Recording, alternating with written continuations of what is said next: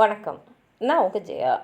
இன்றைக்கி நம்ம இந்த வீடியோவில் மகாதேவி வர்மா எழுதின லிங்க்ஸ் இன் ஆர் செயின் இந்த எஸ்ஏயோட சம்மரியை பார்க்கலாம் வாங்க. இது ஒரு ஆந்தாலஜினா நிறைய எஸ்ஏ இருக்கக்கூடிய ஒரு தொகுப்பை தான் நம்ம ஆந்தாலஜின்னு சொல்லுவோம். இதில் ஆண்களும் பெண்களும் இந்த சமுதாயத்தில் எப்படி பார்க்கப்படுகிறார்கள், அவங்களுக்கு சமுதாயத்தினால் ஏற்படக்கூடிய பாதிப்புகள், இவங்க சமுதாயத்துக்கு செலுத்தக்கூடிய சில கடமைகள், இதை பற்றி தான் இதில் நிறைய எஸ்ஏஸ் இருக்குது. மகாதேவி வர்மா ஒரு புகழ்பெற்ற Indian poet, SAS, short story author. அது மாத்திரம் இல்லாமல் இந்திய இலக்கிய உலகத்தில் இவங்க ரொம்ப முக்கியமான ஒரு பெண்மணி. இவங்களை மாடர்ன் மீரான்னு கூட கூப்பிடுவாங்க. இவங்களுக்கு பத்மபூஷன் அவார்டு 1956லும், சாகித்ய அகாடமி ஃபெலோஷிப்பு 1979லையும், ஜன்பித் அவார்டு 1982லையும், பத்ம விபூஷன் 1988லையும் கொடுத்து கௌரவப்படுத்தியிருக்காங்க. இந்த எஸ்ஏயில் அவங்க இந்தியாவிலே மார்ஜினலைஸ்ட் விமென், அதாவது தாழ்த்தப்பட்ட பெண்கள், ஒரு வகுப்புலேயும் சில பெண்மணிகள் ஒரு கீழ்நிலையில் இருக்கக்கூடியவங்களாக இருப்பாங்க. ஏன் அவங்க கீழ்நிலையில் இருக்காங்கன்னா, அது காரணமான கல்ச்சர், ட்ரெடிஷன், ரிலிஜன், இந்த மாதிரி எது வேணால் சொல்லலாம். இதனால் அவங்க என்ன மாதிரி கஷ்டங்களெல்லாம் எதிர்நோக்குறாங்க, எது அவங்கள 4 செவத்தை விட்டு வெளியில் போகாமல் தடுக்குது, அது மாத்திரம் இல்லாமல் சமுதாயம் எப்படிப்பட்ட கட்டுப்பாடுங்களாக அவங்க மேலே விதிக்குதுன்றதை பற்றி தான் பேசியிருக்காங்க. இது அவங்க 1931 எஸ்ஏவாக ஆரம்பித்து 1937 வரைக்கும் சந்தன்ற ஒரு லிட்ரரி ஜேர்னலில் எழுதியிருக்காங்க. ஹிந்தியில் இந்த எஸ்ஏஸ்க்கு இருந்த பேர் ஸ்ரின்கலா கி கடியன். இதை 1942 நீரா குக்ரஜா சொஹானின்றவங்க டிரான்ஸ்லேட் பண்ணி இங்கிலீஷில் பப்ளிஷ் பண்ணியிருக்காங்க. இந்த எஸ்ஏ மகாதேவி வர்மா 2 செக்ஷனாக எழுதியிருக்காங்க. ஒன்று செக்ஷன் 1ல் அவங்க எதுக்காக இந்தியாவில் இருக்கக்கூடிய பெண்கள் ஒரு தாழ்த்தப்பட்ட நிலையில் வைக்கப்பட்டிருந்தாங்க, இன்னமும் அந்த நிலையே நீடிச்சுட்டுருக்கு, அதை பற்றி அவங்க பேசியிருக்காங்க. செக்ஷன் 2ல் எப்படி பெண்களுக்கே அவங்களுடைய உரிமைகள் தெரியாமல் இருக்குது, எப்படி அவங்க பல வகையில் கட்டுப்படுத்தப்படுறாங்க, அவங்களுடைய சொந்த ஒரு டெவலப்மெண்ட்டும் இல்லாமல், சமுதாயத்தில் அவங்க பங்களிப்பும் இல்லாமல், எப்படி ஒரு குறுகிய வட்டத்துக்குள்ளேயே அவங்க வைக்கப்பட்டிருக்காங்கன்றது தான் எழுதியிருக்காங்க. இப்போ செக்ஷன் 1ல் அவங்க என்ன சொல்கிறாங்கன்னு பார்த்தீங்கன்னா, இந்தியாவில் இருக்கக்கூடிய பெண்கள் பார்த்திங்கனாலே ஒரு மேல் தட்டில் வைக்காமல் ஒரு புறக்கணிக்கப்பட்ட ஒரு சமுதாயமாக தான் வச்சுருக்காங்க.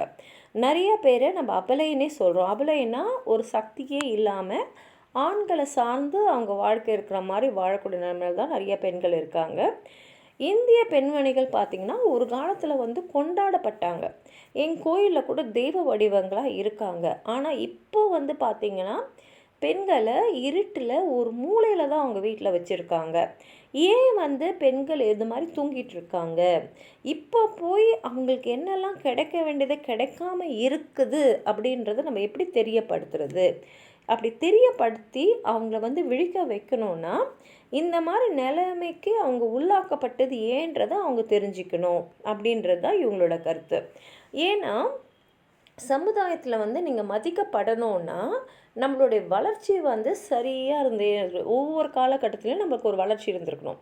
அப்போ தான் சமுதாயத்தில் உங்களுக்கு ஒரு மதிப்பு இருக்கும். ஆனால் ஒரு சமயத்தில் நல்ல மதிப்பாக இருந்துட்டு இப்போ மதிப்பே இல்லாமல் இருக்காங்கன்னா அது ஏன் அப்படின்றத நம்ம யோசித்து பார்க்கணும். ஏன்னா பெண்களுக்குன்னு ஒரு தனித்துவம் கண்டிப்பாக இருக்கணும். இல்லைன்னா அவங்க என்ன அடைய நினைக்கிறாங்களோ அதை அடைய முடியாது. அவங்களால சுயமாக எந்த முடிவுமே எடுக்க முடியாது. அதே மாதிரி அவங்க செயல்கள் சரியாக தவறான்றது கூட அவங்களால தெரிஞ்சுக்க முடியாது. அதனால் பெண்கள் சுயமாக சிந்திக்கணும், சுயமாக செயல்படணும். இதை அவங்க செய்யணுன்னா அவங்களுடைய மைண்ட் செட் நல்லபடியாக டெவலப் ஆகிருக்கணும். இப்போ பெண்கள் ஆண்கள் அப்படின்னு பார்க்கும்போது பெண்களோட மென்டல் க்ரோத்து, அதாவது மன வளர்ச்சி ஆண்களை விட வேகமாகவும் இருக்குது. அதே சமயத்தில் இயற்கையாகவே அவங்க ரொம்ப மென்மையானவங்க. அது மாத்திரம் இல்லாமல் ஒருத்தர் மேலே அன்பு செலுத்துகிறதோ இல்லை வெறுப்பு செலுத்துகிறதோ அதில் ரொம்ப வலிமையாக இருப்பாங்க. நீண்ட காலத்துக்கு அந்த உணர்வோடு அவங்களால இருக்க முடியும். ஒருத்தவங்க மேலே அன்பு வச்சாங்கன்னா அளவு கடந்த அளவுக்கும் வைக்க முடியும். அதே மாதிரி ஒருத்தங்களை வெறுத்தாங்கன்னா நீண்ட காலம் அவங்க மேலே வெறுப்பை அவங்களால காட்ட முடியும். இதனாலேயே என்ன ஆகுதுன்னா சமுதாயத்தில் இருக்கக்கூடிய அந்த பிரிவினை, அந்த ஒரு கேப் இருக்கு இல்லையா, அதை பெண்களால் எளிதில் வந்து ஆண்களை விட சரி செய்ய முடியும். அப்போது வந்து அந்த கேப் சின்னதாகிடும், எல்லாருமே வந்து ஒரு ஈக்குவலாக இருக்க முடியும். பார்க்க போனால் ஆண் பெண் 2 பேருமே வந்து சமந்தான். ஒருத்தருக்காக தான் ஒருத்தங்க வந்து படைக்கப்பட்டிருக்காங்க. இதுக்கு வந்து அவங்க லைட்னிங் அண்ட் ரெயின்ஃபாலை ஒரு மெட்டாஃபராக காட்டுறாங்க. அதாவது லைட்னிங்னா மின்னல், மின்னல் வந்து ஆண், பயங்கரமான சக்தி இருக்கும், ஆனால் அது நீண்ட நாள் நேரம் இருக்காது. மழை வந்து பெண்கள், ஏன்னா அவங்க வந்து ஒரு நரிஷ்மெண்ட், புத்துணர்வு தருவாங்க உலகத்துக்கு. ஆனால் அவங்கக்கிட்ட வந்து இந்த மின்னல் இருக்கக்கூடிய அந்த சக்தி வந்து கிடையாது. அதனால் இந்த 2 சக்தியும் சேர்ந்தாதான் உலகத்துக்கும் சமுதாயத்துக்கும் நல்லது. இப்போ வந்து அவங்க என்ன சொல்கிறாங்கன்னா, ஆதி காலத்தில் பெண்கள் எப்படி இருந்தாங்க, இப்போ ஆரியன் விமென் அப்படின்னு பார்த்தோன்னா, அவங்க கண்மூடித்தனமாக அவங்களுடைய கணவர் பின்னாடி போகல, இல்லை நான் மனைவின்னு சொல்லிட்டு அவங்களுக்கு நிழலாகவும் இல்லை. இதுக்கு எக்ஸாம்பிளாக அவங்க மைத்ரேயி, இவங்க வந்து யாகவாக்கியான்ற ஒருத்தரோட மனைவி. அவங்க வந்து சக தர்மார்ச்சினி, அதாவது கணவருடைய பணியில் சம பங்கு எடுத்து செஞ்சவங்க. அதே மாதிரி சபாத்தினி, அதாவது அவருக்கு என்ன வருதோ அது நன்மையோ தீமையோ அதையும் சரிசமமாக பகிர்ந்துக்கிறவங்களா இருந்தாங்க.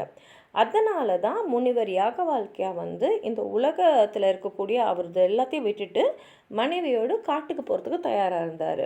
அடுத்தது அவங்க யசோதரா, அவங்கள பற்றி சொல்கிறாங்க. யசோதரா வந்து புத்தாவுடைய மனைவி. இவங்கள வந்து ஸ்ட்ரென்த் அண்ட் கரேஜ், அதாவது வலிமைக்கும் மன வலிமைக்கும் உடல் வலிமைக்கும் ரெண்டுத்துக்கும் சேர்த்த மாதிரியே ஒரு எக்ஸாம்பிளாக சொல்கிறாங்க.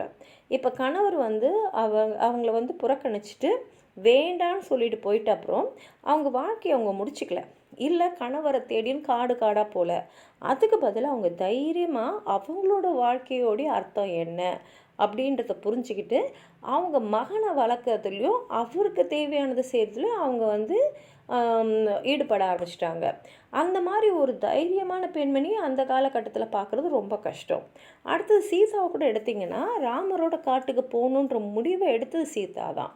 இது வந்து அவங்க யாரையும் எதிர்பார்க்கல, யாராவது சொல்லணும்னு எதிர்பார்க்கல, இல்லை கணவர்கிட்ட போய் கெஞ்சலை. அவங்க முடிவு எடுத்தாங்க, உங்களோட சேர்ந்து நானும் காட்டுக்கு வருவேன்னு. அது மாத்திரம் இல்லாமல் மகாபாரதத்தில் இருக்கக்கூடிய நிறைய பெண்மணிகளை பார்த்திங்கன்னா, இன்றைக்கும் வந்து அவங்களுடைய மன வலிமையும் திடமும் அவங்களுடைய புத்திசாலித்தனமும் வந்து வியக்க வைக்கிற அளவுக்கு இருக்குது. அதனால் அவங்க என்ன சொல்கிறாங்கன்னா, எப்போ இப்படிலாம் இருந்த பெண்கள் இப்போ எப்படி கணவனுடைய ஒரு நிழலாக ஆனாங்கன்னா, ஆண்கள் சொல்கிறத பெண்கள் கேட்கணும் அப்படின்ற ஒரு நிலைமை வரும்போது தான் பெண்கள் இந்த மாதிரி நிலைமைக்கு வந்திருக்காங்க. அவங்களால இன்னமும் அந்த நிலைமையை விட்டு உடச்சிக்கிட்டு வெளியில் வர முடியல. அதனால் அவங்க என்ன சொல்கிறாங்கன்னா, இன்றைய காலகட்டத்தில் பெண்கள் வந்து 2 வகையாக இருக்காங்க. ஒன்று வந்து தனித்துவமாக இருக்காங்க, அவங்களால நல்லதோ கெட்டதோ இந்த சமுதாயத்துக்கு செய்யக்கூடிய நிலைமையில் இருக்காங்க. 2வது பார்த்திங்கன்னா, இவங்கெல்லாம் வந்து ஆண்கள் என்ன செய்கிறாங்களோ அதை மட்டுமே செய்கிற மாதிரி, இல்லைன்னா ஆண்களோட நிழலாக இருக்காங்க. அதனால் என்ன ஆகிடுதுன்னா, இவங்க வந்து ஆண்களுடைய அப்ரூவல், இது சரி இது தவறு அப்படின்னு அவங்க வந்து ஆண்களை பார்க்குறாங்க. நான் செய்கிறத நீ அங்கீகரிக்கிறியா இல்லை நிராகரிக்கிறியா? அதனால் அவங்களுடைய வெற்றியோ தோல்வியோ அது ஆணோட கண்ணோட்டத்தில் தான் பார்க்கப்படுது, முடிவு எடுக்கப்படுது.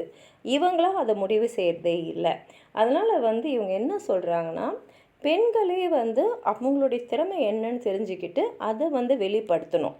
இது வெளிப்படுத்த முடியாதனால தான் சமுதாயத்தில் அவங்க இருக்கிற இடமோ இல்லை அவங்க செய்கிற பங்களிப்போ வெளிப்படாமல் இருக்குது. இப்போ மாடர்ன் லைஃப்பில், அதாவது நவீன காலத்தில் பார்த்திங்கன்னா, பெண்கள் பல வகையில் வெளியில் வந்திருக்காங்க.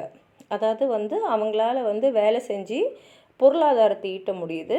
சமுதாயத்துலேயும் வந்து சில விஷயங்களை ரொம்ப ரொம்ப வெளிப்படையாகவும் இருக்காங்க, மேலேயும் வராங்க. ஆனாலும் இன்னமும் கூட அவங்களால முழுசாக அவங்களுக்கு இருக்கக்கூடிய அந்த வட்டத்தை விட்டு வெளியில் அவங்க வர முடியாமல் தான் தவிக்கிறாங்க. இப்போ இருக்கக்கூடிய காலகட்டத்தில் பெண்கள் வந்து ஆண்கள் எந்தெந்த துறையிலெல்லாம் வந்து இருக்காங்களோ அந்த துறையிலெல்லாம் நுழைஞ்சி வெற்றியாக இருக்காங்க. ஆனாலும் ஆண்களுக்கு கிடைக்கக்கூடிய ஒரு மரியாதை, ஒரு அங்கீகாரம் அவங்களுக்கு கிடைக்கிறது இல்லை. அது மாத்திரம் இல்லாமல் சில பேர் என்ன நினைக்கிறாங்கன்னா, பெண்கள் வந்து வெற்றிகரமான பெண்களாக இருந்தாங்கன்னா அவங்களுக்குன்னு ஒரு துணையே தேவையில்லை, அவங்க தனியாகவே வாழ்ந்துடலாம்னு நினைக்கிறாங்க. அந்த ஐடியாவும் சரியில்லை. ஏன்னா பெண்கள் தான், ஆண்கள் தான். பெண்ணால் ஆணாக முடியாது, ஆணால் பெண் வந்து பெண்ணாக ஆக முடியாது. இந்த சமுதாயத்தில் ஒரு பேலன்ஸ் இருக்கணும்னா 2 பேருமே சேர்ந்து இருக்கணும். இவங்களும் அவங்களும் வேறு வேறுன்றதை உணர்ந்து ஒன்றுபடும்போது அது சமுதாயத்துக்கு சிறந்த பங்களிப்பாக இருக்கும்.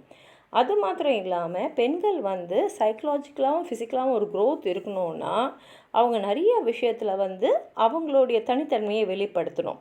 ஏன்னா வந்து தடுக்கப்பட்ட அழுத்தப்பட்ட சமுதாயத்திலேருந்து அவங்களால வந்து முன்னேற முடியாது. அப்படி முன்னேறலைன்னா சமுதாயம் வந்து ஒரு சிறந்த சமுதாயமாக இருக்காது, ஒரு ஹெல்த்தி சொசைட்டியாக நம்மளால் அமைக்க முடியாது.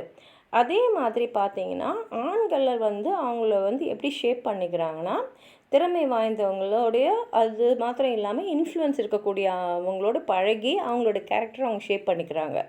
அதே மாதிரி பெண்கள் அவங்களோட கேரக்டர் எப்படி ஷேப் பண்ணிக்கிறாங்கன்னா ட்ரெடிஷனை ஃபாலோ பண்ணுறது மூலமாகவும் பாரம்பரியமாக நம்ம வந்து காப்பாற்றிட்டு வர சில விஷயங்களை கஸ்டம்ஸாக இருக்கிறோம், அதெல்லாம் வந்து அந்த வேல்யூஸை அவங்க வந்து மதிப்பிட்டதுனால பெண்கள் அவங்களுடைய கேரக்டரை ஷேப் பண்ணிக்கிறாங்க. இதனால தான் என்ன ஆகிடுதுன்னா ஆண்களால் வளர்ச்சி அடைய முடியுது. பெண்கள் வந்து பாரம்பரியமாக நம்ம என்னெல்லாம் செஞ்சுட்டுருக்கோமோ அதெல்லாம் காப்பாற்றி அது மூலமாக நம்மளுடைய கேரக்டரை நம்ம உருவாக்கணும்னு நினைக்கிறதுனால அவங்களால சமுதாயத்துக்குள்ளே அதாவது குடும்பத்தை விட்டு வெளியில் வர முடியல. அதனாலேயே சமுதாயத்தில் அவங்க செய்ய வேண்டிய கடமைகள் என்னென்னன்றது கூட பெண்களுக்கு தெரியாமல் இருக்குது. அதோடு என்னென்னா அவங்களோட வாழ்க்கையும் வந்து ரொம்ப கஷ்டமானதாக இருக்குது. அவங்க செய்யக்கூடிய பங்களிப்பு ரொம்ப கம்மியாக இருக்குது. வீட்டுக்குள்ளே தான் அவங்க நிறையா செய்ய வேண்டியிருக்க தவிர வீட்டை விட்டு வெளியில் வந்து அவங்களால நிறையா செய்ய முடியல. அவங்களோட மகிழ்ச்சியும் முழுமையாக அவங்களால அனுபவிக்க முடியல. ஏன்னா அவங்க வெளிப்படுத்தலை, அவங்க திறமையை வெளிப்படுத்துறதுக்கான வாய்ப்பே அவங்களுக்கு அமையாமல் போயிடுது. இப்போ பார்த்திங்கன்னா சமுதாயத்தில் ஒவ்வொருத்தங்களுக்கும் பெண் ஏதாவது ஒரு வடிவத்தில் இருக்கிறாங்க. ஒரு அம்மாவாவோ ஒரு மனைவியாவோ ஒரு சகோதரியாவோ ஒரு மகளாக ஏதோ ஒரு வகையில் ஒவ்வொருத்தவங்களுக்கும் ஒரு பெண்மணி வந்து அவங்களோட வாழ்க்கையில் இருக்காங்க. இந்த உண்மையை வந்து பெண்கள் தெரிஞ்சிருந்தாலும் முழுசாக உணரலை. அந்த உணர்ந்தால் தான் அவங்களுக்கு தெரியும் அவங்களுக்கு எப்பேற்பட்ட ரெஸ்பான்சிபிலிட்டி இந்த சொசைட்டியில் இருக்குது அப்படின்னு நீங்கள் சொல்லியிருக்காங்க. செக்ஷன் 2ல் வந்து அவங்க என்ன சொல்கிறாங்கன்னா பெண்களுக்கு வந்து அவங்களுடைய ரைட்ஸ் அவங்களோட உரிமைகள் என்னன்றதே தெரியாமல் இருக்குது. வீட்டை தாண்டி அவங்க வெளியில் வரதே இல்லை. அதனால் அவங்களுக்கு இருக்கக்கூடிய ரைட்ஸ் அந்த ப்ரிவிலேஜஸ் என்னெல்லாம் தெரிஞ்சால் தான் அவங்களால வந்து முன்னேற முடியும். இதுக்கு என்னன்னா பெண்கள் வந்து ஏற்கனவே என்னென்னலாம் இருக்குன்றதை தெரிஞ்சு வச்சுக்கணும். அது மாத்திரம் இல்லாமல் காலத்துக்கு ஏற்ப அதெல்லாம் எப்படி மாற்றி அமைக்கணும், எப்படி மாற்றி அமைச்சா அவங்களால இன்னும் முன்னேற முடியும் அப்படின்றது தெரிஞ்சிருக்கணும். இப்போது அந்த காலத்தில் பார்த்திங்கன்னா அப்போவே வந்து பெண்களுக்குன்னு தனி உரிமைகள் எதுவும் கிடையாது. வளர்ந்த நாடுகளான ரோம், கிரீஸ் இங்கேயே கூட பார்த்திங்கன்னா பெண்களுக்குன்னு அவங்க எந்த உரிமையும் தரவே இல்லை. ஆனால் மகாதேவி என்ன சொல்கிறாங்கன்னா கடந்த காலத்தை பாராட்டுறது நல்லது தான், இல்லைன்னு சொல்லலை. ஆனால் அதுவே இந்த காலம் வரைக்கும் இருக்கணும், நீங்கள் இப்படி தான் இருக்கணும், இதை தாண்டி இருக்கக்கூடாதுன்னு சொல்லிட்டு பெண்களை கட்டுப்படுத்துறது வந்து அவங்களுடைய முன்னேற்றத்தை தடுக்கிற மாதிரி இருக்குது. அது எப்படின்னா ஒருத்தவங்க உயிரோடு வந்து புதைக்கிறதுக்கு சமம் அப்படின்றாங்க. ஏன்னா கடந்த காலத்துலேருந்து நம்ம நிறைய கற்றுக்கலாம், தெரிஞ்சுக்கலாம். ஆனால் காலத்துக்கு ஏற்ற மாதிரி அதை மாற்றணும். அப்போ தான் பெண்களுக்கும் இந்த சமுதாயத்துக்கும் ஒரு முன்னேற்றம் இருக்கும். அதே சமயத்தில் பெண்களுக்குன்னு என்னென்னலாம் சட்டங்கள் இருக்கோ அதையெல்லாம் கொஞ்சம் கொஞ்சம் மாடிஃபை பண்ணணும், கொஞ்சம் மாற்றணும், புதிய சட்டங்களை அவங்களுக்கு ஏற்றணும். அதே சமயத்தில் தலைமை பதவிகளில் பெண்கள் இருக்கணும். அந்த பெண்களால் தான் மற்ற பெண்களுக்கு என்ன தேவை, அவங்கள சார்ந்தவங்கள முன்னேற்றணும்னா என்ன செய்யணுன்றதை வெளியில் சொல்ல முடியும். அதே மாதிரி பெண்கள் வளர வளர ஒவ்வொரு அடி அவங்க எடுத்து வைக்கும் போதும் அவங்கள வந்து தடுத்து நிறுத்துறதுக்கோ இல்லை கீழே அழுத்துறதுக்கோ ஏதாவது ஒரு முயற்சி நடந்துக்கிட்டு தான் இருக்கும். ஆனால் அதையும் மீறி அவங்க முன்னேறணும். அதனால் நம்ம என்ன புரிஞ்சுக்கணுன்னா இதை மாதிரி நடக்கும்போது நிறைய பெண்கள் என்ன பண்ணுறாங்கன்னா அவங்க இருக்கிற வேலையை கூட விட்டுட்டு அந்த ஆண்கள் கட்டுப்பட்டு வீட்டுக்குள்ளே இருந்துடுறாங்க. அந்த மாதிரி இல்லாமல் அவங்க யோசிக்கணும், ஒரு ஆணுக்கு வந்து சமுதாயத்துலேயும் அரசியல் ரீதியாகவும் எல்லா இடத்துலையும் ரைட்ஸ் இருக்கும்போது பெண்களுக்கு ஏன் அந்த ரைட்ஸ் வந்து கொடுக்கல, ஏன் பெண்களை மட்டும் இருட்டில் வச்சுருக்காங்க அப்படின்றத பெண்கள் யோசிக்கணும். அதே மாதிரி அவங்க என்ன சொல்கிறாங்கன்னா பெண்கள் அது பணக்கார வீட்டு பெண்களாக இருந்தாலும் சரி, இல்லை நடுத்தர குடும்பத்தை சேர்ந்த பெண்களாகவும் சரி, இல்லை ஏழை குடும்பத்தை சேர்ந்த பெண்களாகவும் சரி, எல்லா தரத்துலையும் பார்த்திங்கன்னா பெண்கள் வந்து ஏதோ ஒரு வகையில் முடக்கப்படுறாங்க. இப்போ பெரிய பணக்கார வீட்டு பெண்கள்னு பார்த்திங்கன்னா ஒரு வேளை அவங்க வீட்டில் வந்து எல்லா வேலையும் செய்யறதுக்கு, குழந்தைங்கள பார்த்துக்கிறதுக்கு அவங்க வேலையாட்களை வச்சுக்கலாம். ஆனால் அந்த நேரம் இப்போ அவங்களுக்கு மிச்சமாகுதுல அந்த நேரம், அதில் அவங்க என்ன செய்கிறாங்கன்னு பார்த்தா, ஒன்று பொழுதுபோக்கு அம்சங்களை செலவிட்டுறாங்க, இல்லைன்னா பாரம்பரியமாக இருக்கக்கூடிய சில வேல்யூஸ்ன்னு இருக்குல்லையா, கஸ்டம்ஸுன்னு அது செய்கிறதுல தான் அவங்க நேரத்தை செலவிடுறாங்க. இந்த மாதிரி பெண்கள் என்ன பண்ணணுன்னா, அவங்களுடைய அந்த ஃப்ரீ டைம் அந்த கிடைக்கூடிய நேரத்தில் வந்து அவங்க பெண்களுக்கான உரிமைகள் என்னன்றதை தெரிஞ்சுக்கிட்டு அந்த அறிவை அவங்க மற்ற பெண்களோட பரப்பணும், அவங்களுக்கு தெரிய வைக்கணும். சில பெண்கள் அதை செய்கிறாங்க, மற்ற பெண்களுக்கு வந்து அவங்க வந்து கல்வி அறிவை கொடுக்குறாங்க, அவங்களோட உரிமைகள் என்னன்றது தெரிய வைக்கிறாங்க. ஆனால் இந்த சில பெண்கள் மட்டும் பத்தாது. நிறைய பெண்கள் அவங்களுடைய ஆடம்பரத்தை கொஞ்சம் விட்டு கொடுத்துட்டு மற்றவங்களோட வாழ்க்கையில் விளக்கேற்றத்துக்கு அவங்க முன் வரணும். அதே சமயத்தில் இப்போ வந்து ஆண் சமுதாயம், இது பேட்ரியார்ச்சல் சொசைட்டின்னா இது ஒரு ஆண் ஆதிக்க சமுதாயம். இங்கே வந்து பெண்கள் வளர்கிறத வந்து தடுக்க தான் நிறைய பேர் முனைவாங்க. ஆனால் பெண்கள் வந்து அந்த மாதிரி வந்து அவங்கள யாராவது தடுக்க நினச்சாங்கன்னா அதுக்கு வந்து அடிப்பணியக்கூடாது. ஏன்னா பெண்கள் முன்னேறணும்னு நினைக்கிறது ஆண்களை ஆதிக்கம் செய்யறதுக்காக இல்லை, ஆண்களோடு சமமாக எங்களாலே சமுதாயத்துக்கு எதாவது செய்ய முடியுன்றதை தெரிவிக்க தான். இதை வந்து எல்லாரும் புரிஞ்சுக்கணும். அதே மாதிரி நடுத்தர பெண்களை பார்த்திங்கன்னா, நடுத்தர குடும்பத்தில் இருக்கக்கூடிய பெண்கள் வந்து அவங்களோட தினசரி வாழ்க்கை முறையே அவங்க வீட்டுக்குள்ளேயும் நிறைய வேலைங்க செய்கிற மாதிரி இருக்குது. வீட்டுக்குள்ளே அவங்க செய்கிற வேலையை பார்த்தா கிட்டத்தட்ட அடிமைத்தனமான வாழ்க்கையாக இருக்குது. அதுலேயும் வந்து திடீர்னு அவங்க கணவருக்கு உடல்நல சரியில்லாமல் போயிடுது, இல்லை வந்து அவங்க விதவை ஆயிடுறாங்கன்னா அவங்க குழந்தைய அவங்க பார்த்துக்கிறதுன்றது எப்படின்னா ஒவ்வொரு நாளுமே அவங்க கிட்டத்தட்ட மரணத்தை பார்க்குற அளவுக்கு வந்து கொடுமையான ஒரு வாழ்க்கையை தான் அவங்க வாழ்ந்துட்டுருக்காங்க. அவங்க வந்து எதையும் கனவு காண முடியாது, எதுக்கும் ஆசைப்பட முடியாது, எல்லாமே அழிக்கப்பட்டு ஒழிக்கப்பட்டு தான் இருக்குது. அவங்க வந்து உடலால் அவ்வளோ உழைக்கிறாங்க. கிட்டத்தட்ட ஒரு மிருகத்தை விட இன்னும் அதிகமாக, மிருகத்தை விடவும் இவங்க அதிகமாக வந்து வேலை செய்ய வேண்டியிருக்கு. இதே சமயத்தில் இவங்களுக்கு வந்து உலகத்தில் இருக்கக்கூடிய சவால்களும் நிறையா இருக்குது. அவங்களால தாங்க முடியாத அளவுக்கு தான் இதெல்லாம் வந்து அவங்கள சுற்றி அமைஞ்சிருக்கு. அதுலேயும் வந்து வேலைக்கு போகிற பெண்கள்னு எடுத்து பார்த்திங்கன்னா அவங்க குடும்பத்தையும் பார்த்துக்கணும், குழந்தையும் பார்த்துக்கணும், அவங்க கணவருக்கு வேண்டிய உதவியும் செய்யணும், வெளியிலும் போய் வேலை செய்யணுன்ற நிலைமையில தான் இன்றைக்கி பெண்கள் இருக்காங்க. அதே சமயத்தில் இப்போ வயல்லையும் தொழிற்சாலைகள்லையும் பெண்கள் இப்போ நிறைய பேர் வந்து வேலை செய்கிறாங்க. அவங்க வேலை செய்கிறாங்களே தவிர அவங்களுக்கு இருக்கிற உரிமைகள் என்னன்றதை பற்றி அவங்களுக்கு தெரியவே இல்லை. அதனால் இந்த பெண்கள் அதை பற்றிலாம் நிறையா தெரிஞ்சுக்கணும். தெரிஞ்சுட்டு முதல்ல அவங்க உரிமை என்னன்னு தெரியணும். ரெண்டாவது அவங்கக்கிட்ட வந்து ஒரு அநீதி இழைக்கப்படுதுன்னா அதை எதிர்த்து சண்டை போகிறதுக்கும் அவங்களுக்கு தெரியணும், குரல் கொடுக்க அந்த பெண்களுக்கு தெரிஞ்சிருக்கணும். ஏழை குடும்பத்தில் இருக்கிற பெண்களுடைய நிலைமை வேறு.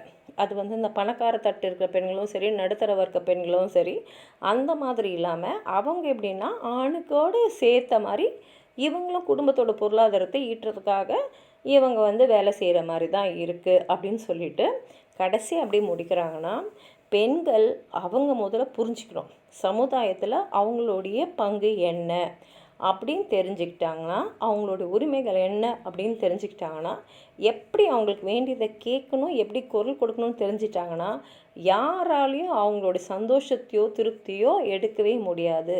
பெண்கள் அடைய வேண்டிய இலக்கை எளிதில் அடைவாங்க அப்படின்னு சொல்லி இந்த எஸ்ஸேயை முடிச்சிருக்காங்க. இதுதான் இந்த எஸ்ஸேயோட சமரி. உங்களுக்கு எதாவது சொல்லணும்னு நினச்சிங்கன்னா கீழே இருக்கிற கமெண்ட் பாக்ஸில் எழுதுங்க. இந்த வீடியோவை லைக் பண்ணுங்கள், உங்கள் ஃப்ரெண்ட்ஸோடு ஷேர் பண்ணுங்கள். சப்ஸ்கிரைப் பண்ணாதவங்களா ப்ளீஸ் சப்ஸ்கிரைப் பண்ணுங்கள். நன்றி.